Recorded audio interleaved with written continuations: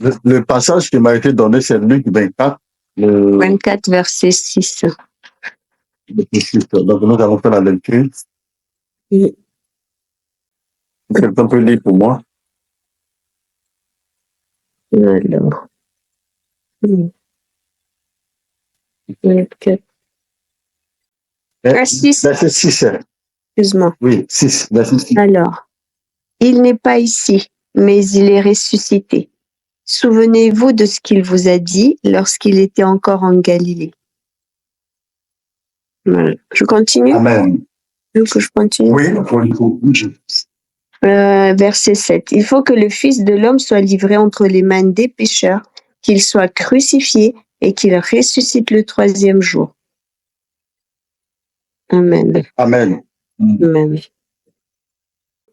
Seigneur, nous te rendons grâce, nous te bénissons pour ce moment. Nous remettons tout entre tes mains. Merci de prendre le contrôle de tout, Seigneur. Prends le contrôle. Parle-nous encore une fois. Et que la gloire, la puissance, Seigneur, te revienne dans le nom puissant de Jésus-Christ de Nazareth. Amen.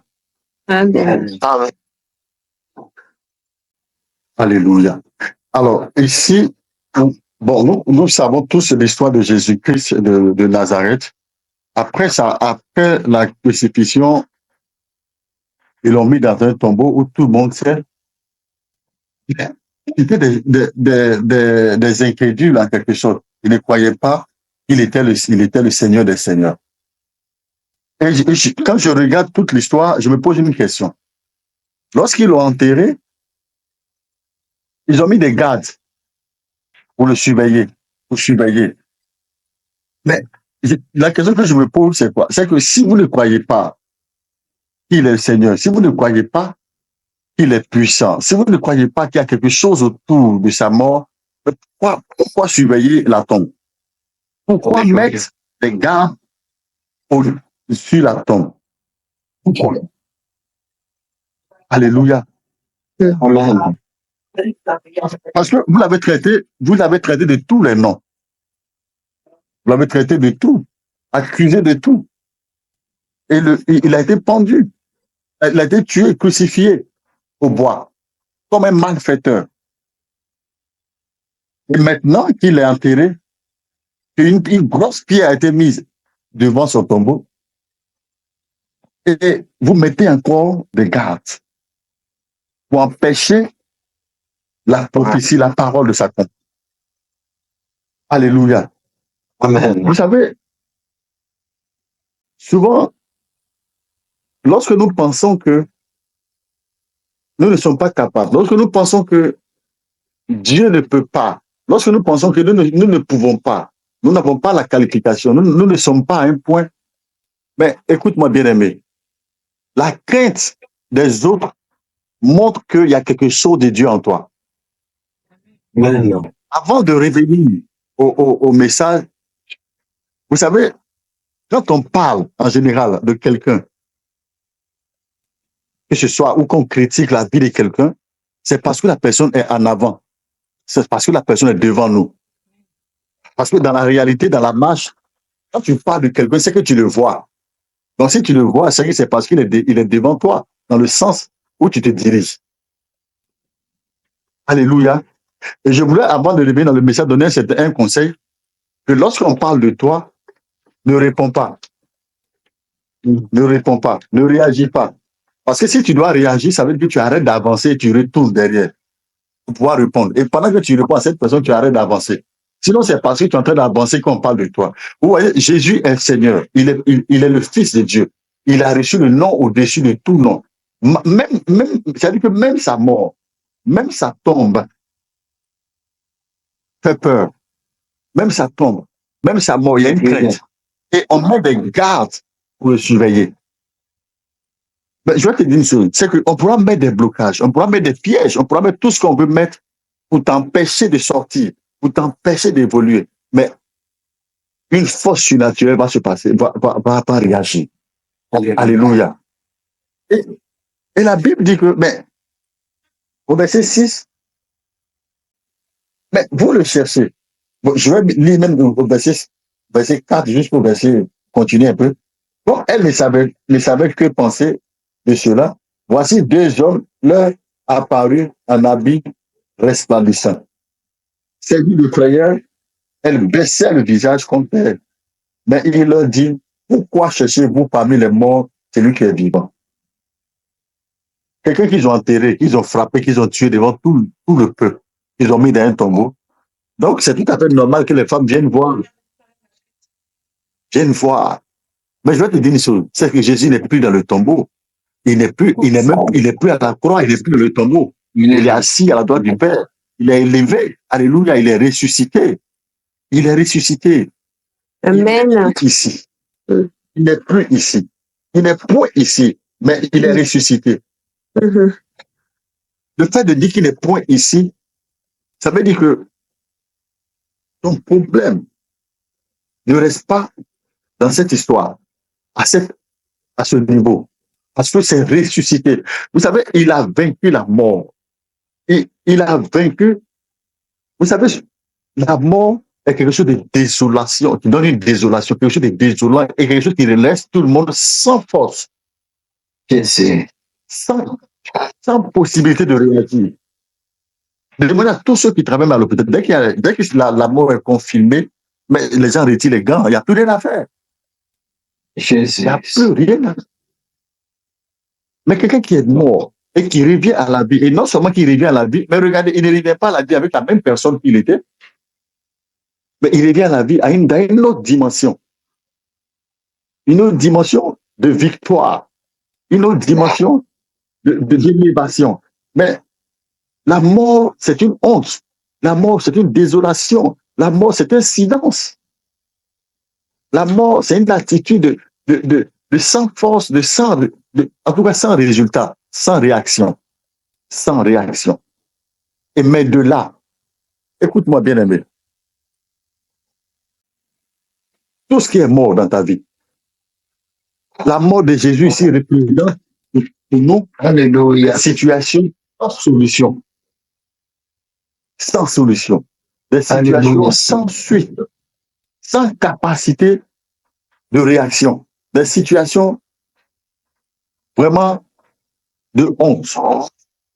Des situations où on peut plus rien faire. Sinon, en un mot, des situations classées. Classées. C'est-à-dire que c'est comme quelqu'un qui a dit, bon, tu ne vas plus jamais faire d'enfant, ça, passe à autre chose. Donc ça, c'est la mort. Tu ne peux plus guérir de cette maladie, passe à autre chose. L'âge que tu as là, tu ne peux plus te réaliser. Il faut penser à des choses. Attends ta mort. J'imagine la situation dans laquelle les disciples de Jésus étaient là. Nous avons suivi quelqu'un. Il nous a dit, et en qui nous avons cru, qui a fait des miracles, c'est vrai, mais qui est le Seigneur des Seigneurs. Et c'est lui qui est mort. Et aujourd'hui, on ne peut même plus s'affirmer comme chrétien, comme ses suiveurs, comme ses disciples. On ne peut plus s'affirmer parce qu'ils l'ont tué. On est devenu sans force, sans espoir, sans solution. Alléluia. Amen. Donc les femmes partent de Dieu, s'attendant à voir le corps, à l'embaumer encore une fois, à parfumer, et puis bon, voilà, à revenir. Chez nous, en Côte d'Ivoire, quand tu es dans une situation difficile, de deuil ou autre, on te dit Yako. Ah, mon frère Yako. C'est une manière de dire courage. Prends courage, voilà, sois fort. Donc, vous voyez, je veux te dire que si tu es dans une situation de Yako, de prends courage, de sois fort, laisse-moi te dire que, en fait, dans cette situation où tu étais, on cherchait à voir le mort, qui était le cadavre de Jésus. Donc, on cherchait toujours à confirmer ton état de Yako, ton état de prendre courage.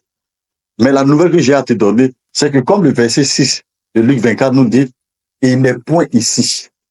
Alléluia. Amen. Cette situation Amen. que nous venons est point ici. Cette situation a changé. Alléluia. Amen. Mais il est ressuscité. Il est ressuscité. Il est ressuscité. Et quand il est ressuscité, il a reçu automatiquement la victoire. Alléluia. Donc, si tu prends courage, notre situation de on ne peut plus rien faire est ressuscitée. Alléluia. Mais tu vois, Alléluia. il avait des douleurs, il avait même des fractures, il avait des côtes percées, mais lorsqu'il est ressuscité en pleine forme. Amen. Amen. Il est ressuscité en pleine forme. Ta situation qui était sans vie reprend vie dans le nom puissant de Au Jésus-Christ de nom de Nazareth. Jésus. Mm. Cette situation à laquelle nous tous sommes appelés n'est plus ici, au nom de Jésus-Christ de Nazareth. Alléluia. Cette situation à laquelle on te nommait la stérile, le vieux, le malade, ce malade-là, cette situation reprend vie au nom de Au Jésus-Christ nom de de Nazareth. Jésus-Christ. C'est Cette que situation reprend vie au nom de Jésus-Christ de Nazareth. Alléluia. Cette situation n'est plus ici. Cette situation est finie. Cette situation est ressuscitée. Cette situation est guérie au nom puissant de Jésus-Christ de Nazareth. Au nom puissant de Jésus-Christ de Nazareth. Ça que je d'accord. Au nom puissant Au de nom de Jésus. Jésus-Christ. Au nom de Jésus. Oh, merci Seigneur. Tu sais, les situations dans lesquelles tu te trouves, si ce n'est pas l'intervention divine, l'intervention de Dieu, tu ne peux rien faire au nom puissant de Jésus-Christ. Comme on disait que ceux qui étaient dans le désert, comme on disait que ceux qui étaient dans le désert marchaient, ceux qui étaient dans le désert marchaient dans le désert pendant plusieurs années. Et le passage qu'on avait lu, c'est quoi? C'est qu'ils étaient sur le point de Dieu pouvait les faire passer en si peu de temps. Mais lui-même, il les fait détourner pour montrer sa fidélité. Mais bien aimé, dans le désert, il n'y a pas de chemin. C'est pas comme dans la forêt, dans la brousse où on voit la route. Mais dans le désert, quand vous marchez, le vent vient effacer vos pas. Donc même si vous voulez retourner sur vos pas, vous ne savez pas où vous allez vous allez partir. C'est Dieu seul qui peut vous guider. C'est lui seul qui peut vous guider. C'est lui seul qui peut vous guider. Dans cette situation de mort, dans cette situation de chercher la mort, la tombe, et pour pleurer autour, prend fin dans le nom puissant de Jésus-Christ de Nazareth. Cette situation de mort qu'on cherchait, qui n'est plus ici, c'est la situation de stagnation, où plusieurs fois tu as été refusé pour le voyage, où plusieurs fois tu as été diagnostiqué des mêmes maladies, où plusieurs fois tu as lutté pour avoir une vie chrétienne stable, où plusieurs fois, et je déclare en ce jour que cette situation prend fin dans le nom de Jésus, parce qu'il n'est point ici, il est ressuscité. Cette situation n'est plus dans ta vie, elle est ressuscitée. Ce problème n'est plus dans ta vie, il est résolu dans le nom puissant de Jésus-Christ de Nazareth. Dans le nom puissant de Jésus-Christ de Nazareth. Mais lorsqu'il est ressuscité pour ma guérison, il est ressuscité pour mon élévation, il est ressuscité, oui, pour le salut, pour mon salut. Et c'est en lui que nous avons la victoire, et c'est en lui que nous avons le salut. Mais je veux te dire une chose, c'est qu'en général, lorsque nous passons devant certaines églises, nous voyons encore Jésus à la croix. Père, Alléluia. il n'est plus à la croix. Il n'est plus à la croix. Il est dans le tombeau. Il est ressuscité. Alléluia. Il n'est plus à la croix. Il a déjà vaincu. Il n'est plus dans le tombeau. Gloire à toi, Jésus. Il est déjà à la croix du Père.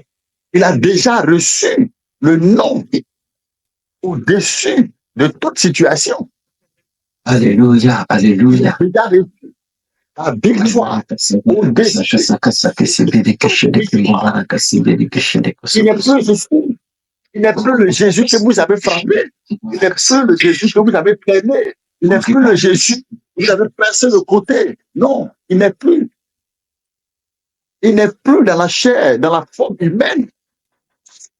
Il a plu à Dieu de le faire passer Mais il n'est plus là aujourd'hui. Lorsqu'il parle, la chose arrive. Lorsqu'il décide, la chose arrive. Et personne ne peut résister. Personne ne peut se poser. Parce que c'est lui qui a reçu le nom au-dessus de tout nom. Et c'est lui le vrai Dieu. Il n'est plus ici. Ici,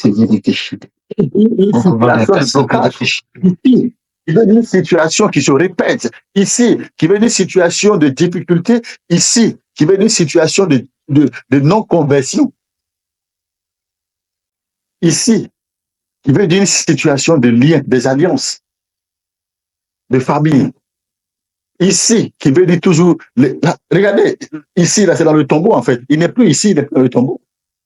Mais dans le tombeau, c'est les ossements. C'est le corps décomposé. C'est une vie de désolation. Alléluia. Mais il n'est plus ici. Il n'est plus dans la désolation. Il est plutôt dans la gloire, dans la résurrection.